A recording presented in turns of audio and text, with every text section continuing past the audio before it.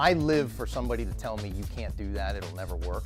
But you wouldn't be crazy to wonder if sending a robot to refuel an operational spacecraft might run that risk. But you know, engineers have imaginations. Consider this. Every satellite flying right now is bespoke, hand-wrought, customized, detailed, and extremely expensive. That's why it pays to figure out how to repair and refuel the things rather than just replace them. There's just one problem. That's hard to do. Just getting the robot to go where you want it to go, they don't position precisely. So you have to do things like build lead-in into the tool. An astronaut could probably just get it right on there because he's right there. Just like performing at Carnegie Hall, satellite repair missions demand rigorous practice. And the big practice session on deck is called Robotic Refueling Mission, or RRM. At Maryland's Goddard Space Flight Center, mission planners use a motion simulation platform to figure out how to get all the parts working together. When a robot arm clips a wire this fall, it'll be one small snip for robots, one giant leap in the business of space-based satellite servicing.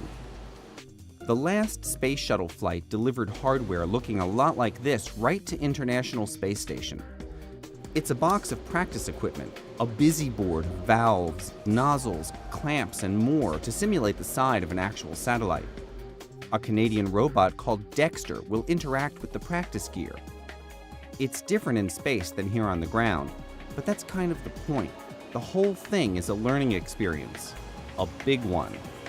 We're showing folks that we have the capability to use an existing robot that was not meant to be used with tools to work on RM, and we've adapted those tools to make them compatible with the Dexter robot and also compatible with our mock satellite interfaces that we have on RM. The robot is a very stiff, rigid interface. It's not forgiving like an astronaut's hand. When you push on something really hard with the robot, you build up really large contact forces. When the astronaut pushes on something, his wrist might give.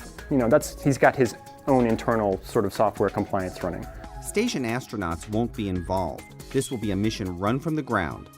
RRM will demonstrate a number of essential tasks. At the end, it'll attempt a first-of-its-kind simulated fuel transfer between two pieces of hardware. Not so easy when you're orbiting the planet at 18,000 miles an hour. It's really exciting to feel like you're working at the front of the wave. And the work that our team is doing it's uncharted territory. The robotic refueling mission augurs a revolution in spacecraft operation and design. It may be a rehearsal for bigger things to come, but it's also a direct expression of a space agency with big ideas.